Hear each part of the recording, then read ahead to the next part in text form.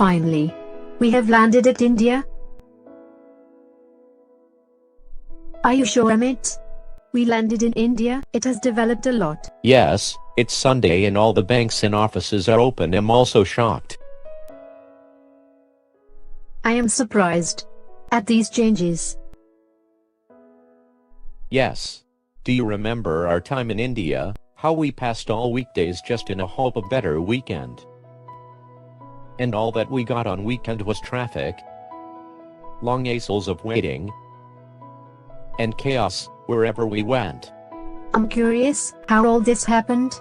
We have come a long way since the government introduced a rapid inclusive growth policy. Like a freedom revolution, our country adapted to it.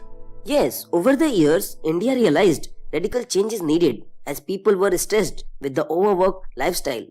Traffic jams, pollution, unemployment, and everywhere there was chaos.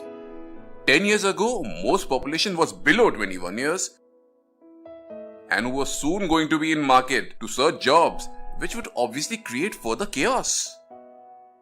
Changes were made at root level. Firstly, the concept of weekday and weekend was scrapped.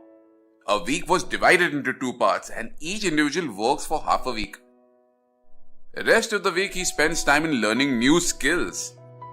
Now they could also give quality time to their family. They could help their mother financially and in house chores. Now people are working in two shifts, which has a domino effect on people's lives, economy, and environment. Where all was the change experienced after executing the policy?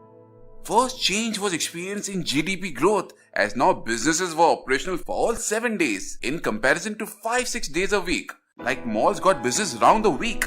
Companies now could produce more output with the same infrastructure as the shifts were doubled.